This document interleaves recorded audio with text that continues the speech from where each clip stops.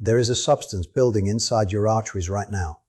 You cannot feel it, you cannot see it, and by the time most people find out it's there, it's already an emergency. But here's what almost nobody tells you, not even at the doctor's office. There is one specific thing happening inside your body every single day that determines whether that substance keeps building or starts breaking apart. It has nothing to do with cutting out butter. It has nothing to do with the cholesterol number on your last blood test. And when I show it to you at step 4, you are going to realize you've been missing the one lever that actually moves the needle. Stay to the end, because step 6 is the mistake almost everyone watching this is making today without knowing it, and it undoes progress faster than any of the other 5 steps can build it back. Let's start with what this thing actually is. Doctors call it arterial plaque. Most people picture a clogged pipe grease building up along the inside of a hose. That picture is wrong, and the real version is more unsettling. The plaque doesn't sit on top of your artery wall like sludge in a drain. It builds inside the wall itself, in a layer you'd never see, even if you could look directly at the vessel. Here's how it starts. The inner lining of your arteries is a single layer of cells, thinner than anything else in your body, called the endothelium. Every time that lining takes damage, from a blood pressure spike, from a cigarette, from a blood sugar surge after a sugary meal, cholesterol slips into the wound. Your immune system sends in cleanup cells to deal with it. Those cleanup cells eat the cholesterol until they're so overloaded they stop working, die, and leave their contents behind. That debris becomes the plaque. Your body tries to seal it off with a thin, fibrous cap. And for years, sometimes decades, that cap holds. You feel nothing, no symptoms, no warning. Then one day, from a stress spike or a blood pressure surge or nothing you can point to at all, that cap tears. A clot forms in minutes, and that clot is what actually causes the heart attack or the stroke, not the plaque sitting there. Quietly, but the sudden rupture nobody saw coming, that's the damage. Now here's the part almost nobody talks about. Every mechanism that builds this plaque can be run in reverse. Your arteries are not dead pipes.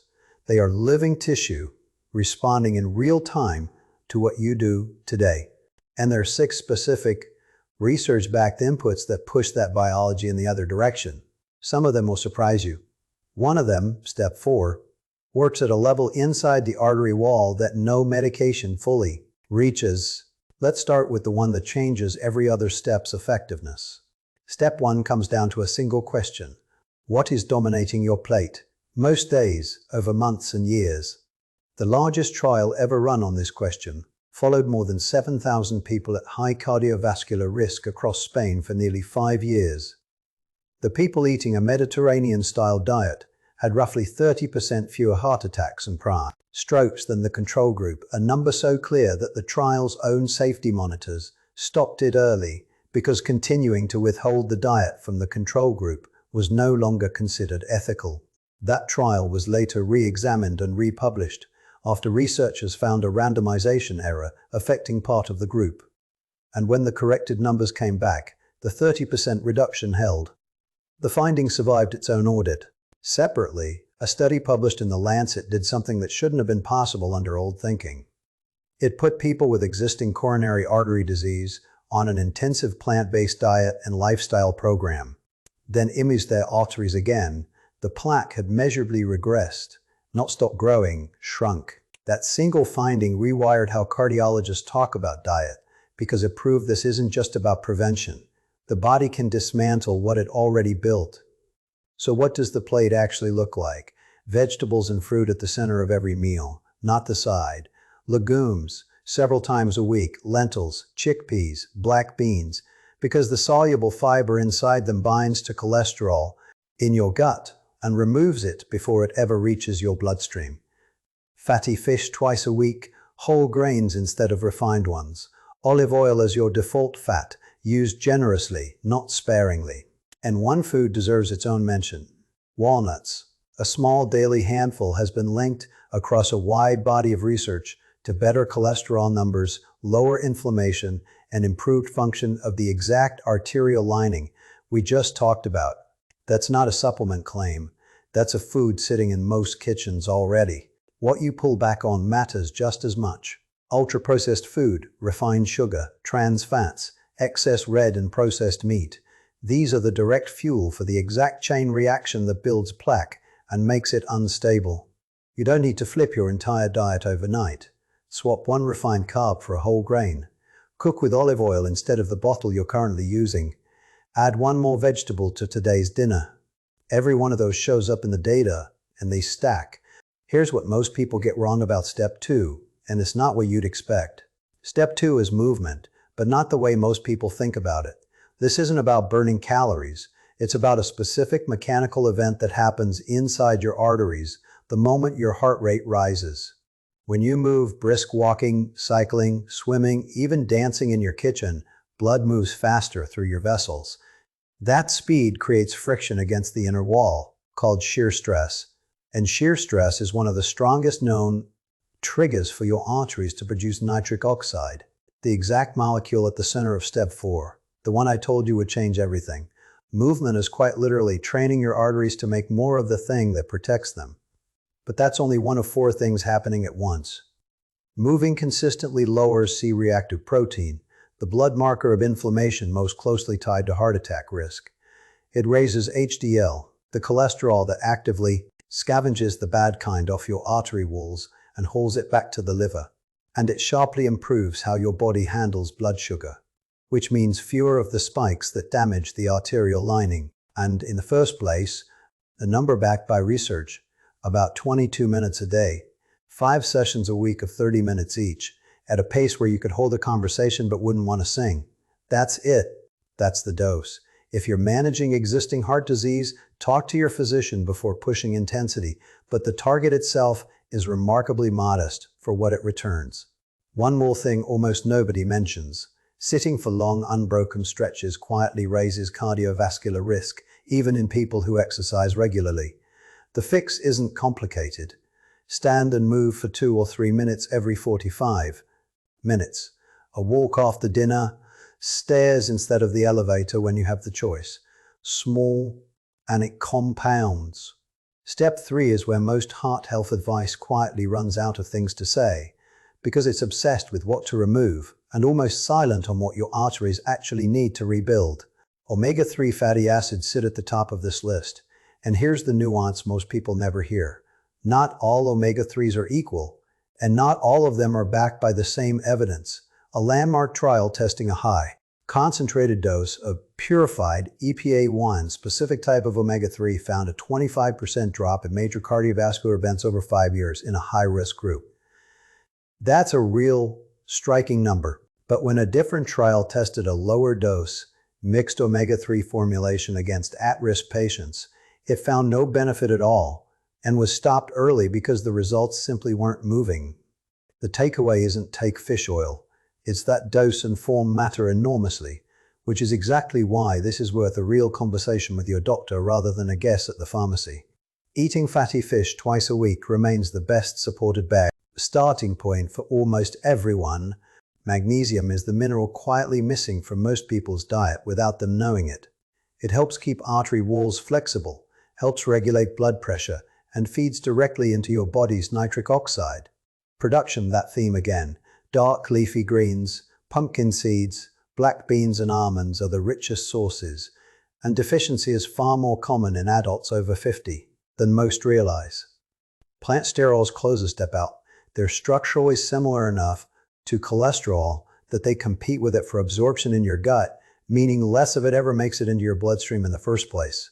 They occur naturally in nuts, seeds, whole grains, and vegetable oils. None of this is exotic. It's what arterial tissue has depended on for as long as humans have had arteries. Modern processed diets have just quietly stopped supplying it. Now, here's the part I promised you, the one most people have never heard of. Inside your artery walls, there are cells whose entire job is to produce a single molecule, nitric oxide. When it's released, the muscle layer around your artery relaxes, the vessel widens, and blood pressure drops. But that's the small part. The bigger part is this: nitric oxide actively blocks immune cells and platelets from sticking to the artery wall in the first place. That sticking is the very first domino in plaque formation. Nitric oxide stops it before it starts. It also blocks cholesterol from oxidizing, the exact chemical change that makes cholesterol dangerous inside the artery wall. This one molecule is working against nearly every mechanism we described at the start of this video, simultaneously. Your body makes it constantly. How much and how well depends heavily on what you feed it. The most direct route runs through a compound called dietary nitrate, found in high concentration in beets, spinach, arugula, celery, and Swiss chard. Bacteria in your gut and enzymes in your saliva convert that nitrate into nitrite and then into nitric oxide right there in your bloodstream. In clinical trials, a single dose of beet juice, which is exceptionally nitrate dense, measurably lowered systolic blood pressure within hours, not weeks. Hours. A small glass a day or beets a few times a week is enough to consistently move the needle on this pathway. Garlic works through a different door entirely. When garlic is crushed or chopped, an enzymatic reaction produces a compound called allicin, and allicin has been shown to block cholesterol oxidation, reduce platelets clumping against artery walls, and modestly lower blood pressure in people with hypertension. Here's the detail almost nobody knows. If you chop garlic and throw it straight into a hot pan, you destroy the enzyme before allicin ever forms. Crush or mince it, then let it sit for 10 minutes before it touches heat. That's the entire difference between garlic that does something and garlic that's just flavoring. Leafy greens most days, beets a few times a week, garlic prepared the right way. That's the entire protocol, and it's working at a level inside your arteries that almost nothing else on this list reaches directly. Step 5 is the one heart health content almost never covers, and the size of the evidence behind it is honestly startling. A study that tracked more than 25,000 people across 52 countries found that chronic psychological stress ranked as one of the strongest independent predictors of heart attack in the entire study, in the same tier as smoking and high blood pressure, not a minor factor buried in the data, one of the top ones. Here's the mechanism.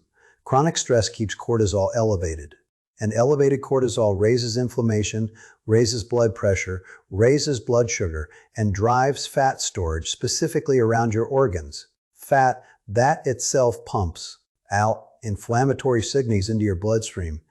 Every one of those feeds directly back into the plaque building chain from the start of this video. Sleep sits right next to it. Getting consistently under 6 hours a night raises inflammation, disrupts the nightly blood pressure drop your cardiovascular system depends on, and cuts off the repair processes your body only runs during deep sleep. This isn't a small effect. It shows up clearly and repeatedly in large population studies. None of the fixes here require a retreat or an app subscription. The same sleep and wake time every day, weekends included, is the single strongest lever most people have never used. 5 to 10 minutes of slow breathing in the evening measurably lowers cortisol by that night, and cutting screens and news in the hour before bed gives your nervous system permission to actually shift into recovery. One more thing worth naming. Loneliness itself raises inflammation and cardiovascular risk to a degree that rivals other major risk factors. Real, regular contact with people you care about isn't a soft add-on to heart health. It's a direct physiological input, the same as diet or sleep. And notice something. Step 1 and Step 2, the diet and the movement, are also two of the most effective tools for improving sleep and lowering stress. Nothing on this list is really separate. Every step is quietly reinforcing every other one, which brings us to the mistake I told you about at the start, the one that can undo all 5 steps faster than they can rebuild anything. Smoking sits at the top, and it isn't close. Nicotine and the chemical load in cigarette smoke attack the artery lining directly. They accelerate cholesterol oxidation, shut down nitric oxide production, and speed up every mechanism we've covered tonight. If you smoke and change nothing else from this entire video, quitting alone outperforms everything else combined. And the timeline might surprise you. Cardiovascular risk starts dropping within weeks, and measurable improvement in artery function shows up within months. Second is excess added sugar, and it's the one people underestimate most. Repeated blood sugar spikes trigger a process called glycation, sugar molecules literally binding to the proteins in your artery walls, stiffening tissue that's supposed to stay flexible.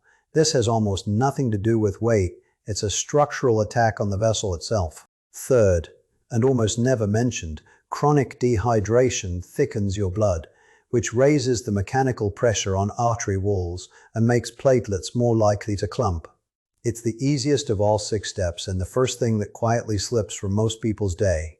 And heavy, consistent alcohol intake raises blood pressure, disrupts how your liver processes cholesterol, and adds its own layer of inflammation on top of everything else. None of this is about guilt. It's about knowing which inputs are actually running the show in your body today, because most people have no idea. Here's the thing about everything you just heard. The plaque sitting in your arteries right now didn't arrive overnight. It's the compounded result of thousands of small inputs your body has been quietly logging for years. And the research is clear that the exact same process works in reverse. Not overnight, not something you'll feel tomorrow morning.